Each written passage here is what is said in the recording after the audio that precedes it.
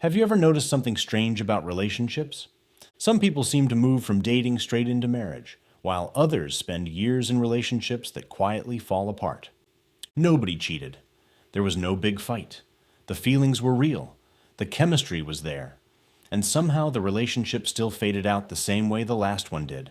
And when that happens, people usually blame timing, or compatibility, or bad luck. But there's a pattern underneath it, and it looks a lot like something economists have studied for decades, in places that have nothing to do with romance, because dating doesn't work the way most people think it does. And if you look back at your own life, you can probably think of at least one relationship that ended exactly like this. Behind every relationship, there's a quiet system doing the sorting. It's filtering people, matching them up, and pushing certain couples apart, long before anyone ever brings up the word marriage. And this system decides which couples hold together and which ones slowly drift apart. And once you see how it works, a lot of confusing dating behavior starts to make a lot more sense. But to understand this, you have to stop thinking about dating as a series of personal decisions. Think of it more like a matching market. A matching market is any setup where two sides are trying to pick each other, but there are limits. Job markets work like this. Housing works like this. And dating works exactly the same way. You're not only choosing someone is also choosing you. And both sides are quietly measuring something that almost nobody talks about openly. Not attraction, not shared values. The thing that actually decides whether a relationship lasts is economic. How stable is this person's income going to be for the next 10 years? Is their career going up or flattening out? What does their ideal life look like 5 years from now? And when money gets tight, how do they handle it? None of that shows up on a dating profile. Most of it never comes up in conversation, but it's running in the background of every serious relationship. Here's what that looks like in real life. Two people meet, both 27. Great chemistry.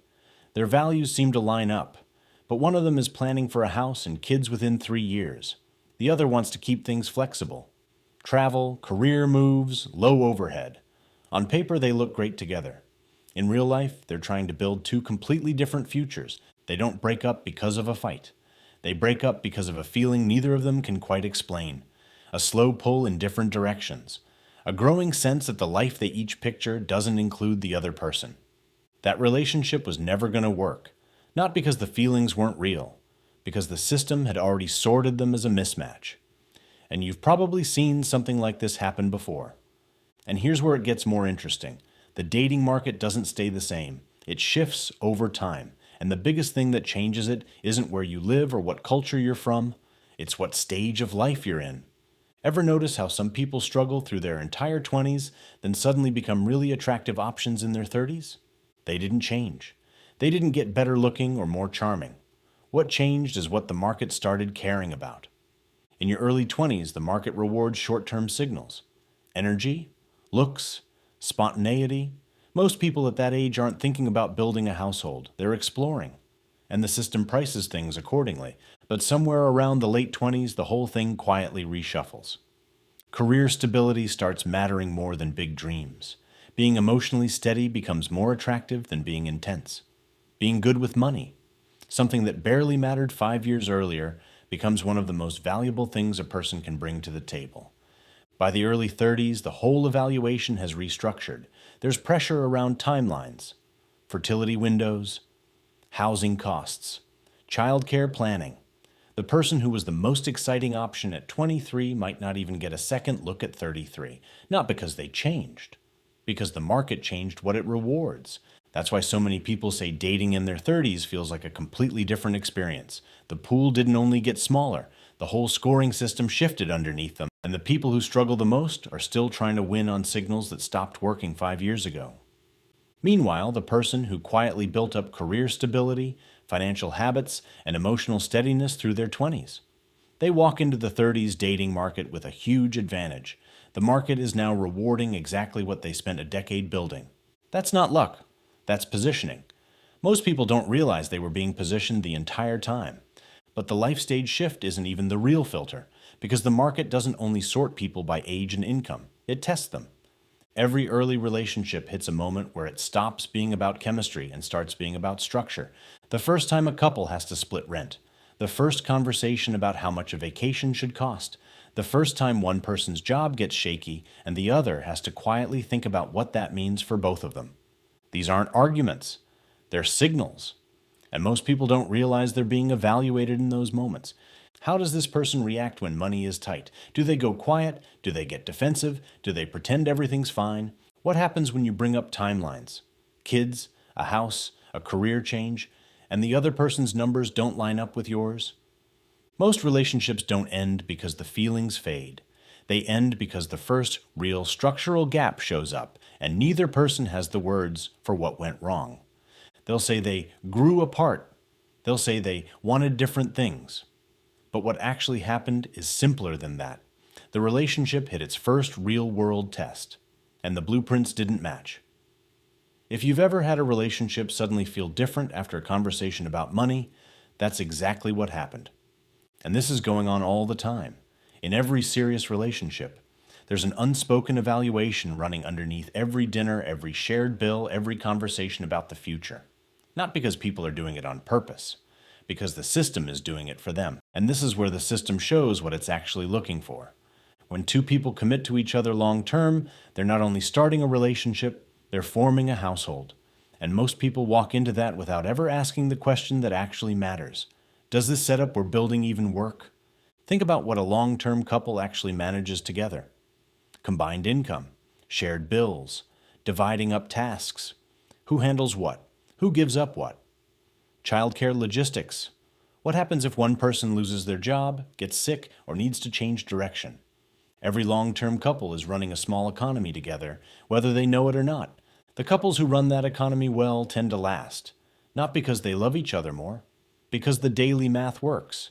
The weight is spread out. The friction stays low enough to manage.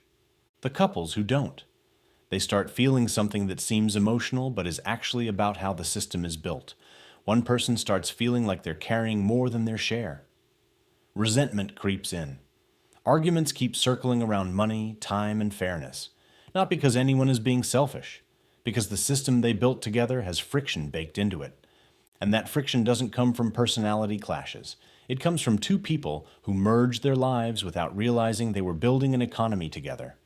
An economy where the contributions don't match, the work isn't split evenly, and there's no shared logic for how things should run.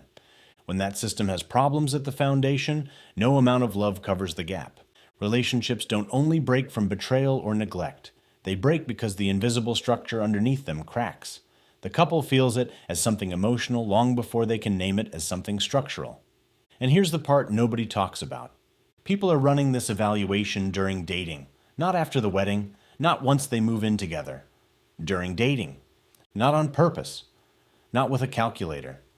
But every time you notice how someone spends money, how they talk about their job, how they react when something unexpected comes up financially, you're quietly figuring out whether this person could build a functioning life with you. This is the thing most people never figure out on their own. Dating isn't only about attraction. It's also about quietly figuring out whether two people can build a working household together. Every date that turns into something serious eventually becomes an unconscious interview. The dating market isn't only matching people on chemistry, it's pre-screening for whether two people can run a small economy together, and the relationships that last are the ones where both people pass that screening, whether they knew it was happening or not. And when you zoom out and see this sorting happening across millions of people at once, something much bigger starts to show up. High earners started marrying other high earners. College-educated professionals started pairing up almost exclusively with other college-educated professionals. Two-income households at the top started pulling further and further away from everyone else. Economists have a name for this. They call it assortative mating, and it's speeding up. Over the last 40 years, the rate of people marrying within their income bracket has gone up steadily. Partners are increasingly matching on education, earning potential, and career path, not because someone planned it. Because when both partners are being evaluated as earners, the matching system naturally pushes people toward others at the same level. A generation ago, this wasn't normal. A high-earning professional marrying someone with a very different income or education level was common. The household model was built around one main earner and one person managing the home. That setup had its own problems, but it mixed different economic levels inside the same household. That model has mostly disappeared. Now both partners usually work. Both evaluate career paths. Both bring income expectations into the household. And because of that, the matching system has gotten tighter. People aren't only looking for a connection anymore, they're looking for someone at their economic level. And the result is a quiet, massive shift that almost nobody talks about. Households at the top are combining two strong incomes, two retirement accounts, two professional networks. They're buying homes earlier, building wealth faster, and passing those advantages straight to their kids. Households in the middle and below are facing the opposite. Thinner margins, less shared safety net, more exposure to any single disruption. A lost job, a medical bill, an unexpected expense. The dating pool itself gets tighter as this sorting deepens. High-earning professionals circulate in smaller and smaller circles. The person earning $150,000 a year isn't only more likely to marry someone earning something similar. They're less likely to even meet someone outside that range. The apps, the workplaces, the neighborhoods, all of it funnels people toward others at the same economic level before a single date even happens. Nobody designed this. There's no conspiracy. This is what happens when a matching system sorts people by economic fit at scale. Every individual choice feels personal. The overall outcome is structural. This is how a dating market quietly reshapes an entire economy, not through laws or policy, through millions of household decisions, each one making perfect sense on its own, that together concentrate advantage at the top and vulnerability at the bottom. So what does all of this actually mean for someone still in the middle of it? It means the question most people ask about dating is the wrong one. People usually ask, why didn't that relationship work? But a better question might be, what kind of life was I trying to build with that person? And did our plans actually fit together? Because the dating world isn't random. From the inside, it feels chaotic. The missed connections, the almost relationships, the ones that seemed perfect but still fell apart. But underneath all of that noise, there's a system quietly shaping the results. And that system does what markets do. It sorts, it prices, it matches, and it clears. And the thing that decides whether a match holds isn't only love. It's alignment across three things at the same time. Emotional connection. That's the part everyone focuses on. The thing that gets you in the door. No relationship survives without it. Life stage timing. Both people have to want the same kind of life in the same window. Not someday. Not in theory. Right now. And household fit. Can these two people actually build a working life together? Do the incomes add up? Do the risk profiles balance out? Does the daily math hold once real life shows up? When all three line up, relationships stabilize almost on their own. Not because the couple is perfect, because the foundation holds weight. When even one is off, the relationship enters a slow grind, a quiet friction that builds over months and years until someone finally says, "This isn't working." And they're right. It isn't. But not for the reasons they think. The dating market doesn't care about your feelings, but it does follow rules. And once you understand the rules, the outcomes stop looking random and start looking like they were always going to happen. The dating market quietly sorts people into the households that can actually function, not the ones that look good on paper, not the ones that started with the strongest spark, the ones where the structure holds. That's the hidden system. It was running before your first relationship. It'll keep running long after your last one. The only difference now is you can see it.